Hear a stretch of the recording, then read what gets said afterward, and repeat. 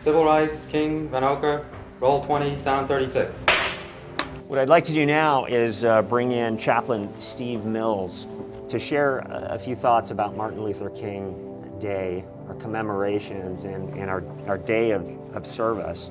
So welcome back, chaps. It's nice to see you. Thanks, Kāleo. It's good to be back. And, as we get ready to celebrate the Martin Luther King Day of service, what are some ways that we can honor his legacy?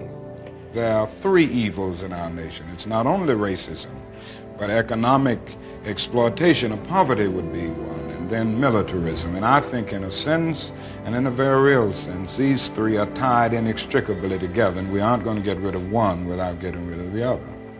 As I have walked among the desperate, rejected, and angry young men, I have tried to offer them my deepest compassion while maintaining my conviction that social change comes most meaningfully through nonviolent action. But they ask, and rightly so, what about Vietnam?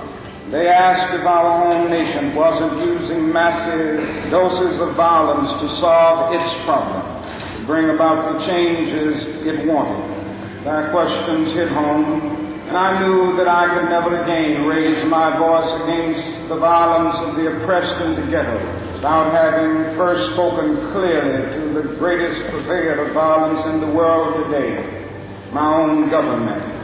But Martin Luther King Jr. Day is a day of service. It's a day to celebrate his legacy, honor what he did. When a nation becomes obsessed with the guns of war, it loses its social perspective, and programs of social uplift suffer. This is just a fact of history. We do face many more difficulties as a result of the war. It's much more difficult to really arouse a conscience during a time of war. I noticed the other day, some weeks ago, a Negro was shot down in Chicago, and it was a clear case of police brutality. That was on page 30 of the paper, but on page 1 at the top was 780 Viet Cong killed. That is something about a war like this that makes people insensitive. It dulls the conscience. It strengthens the forces of reaction, and it brings into being bitterness and hatred and violence, and it strengthened the military-industrial complex of our country. When scientific power outruns moral power, we end up with guided missiles and misguided men.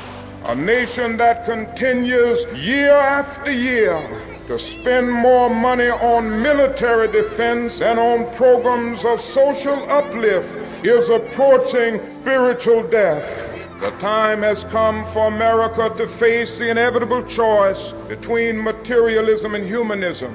We must devote at least as much to our children's education and the health of the poor as we do to the care of our automobiles and the building of beautiful, impressive hotels. I speak for those whose land is being laid waste, whose homes are being destroyed, whose culture is being subverted. Our only hope today lies in our ability to recapture the revolutionary spirit and go out into a sometimes hostile world, declaring eternal hostility to poverty, racism, and militarism. We are confronted with the fierce urgency of now in this unfolding conundrum of life and history. There is such a thing as being too late. We still have a choice today, nonviolent coexistence, a violent co-annihilation. We will but make the right choice. We will be able to speed up the day all over America and all over the world when justice will roll down like waters and righteousness like a mighty stream.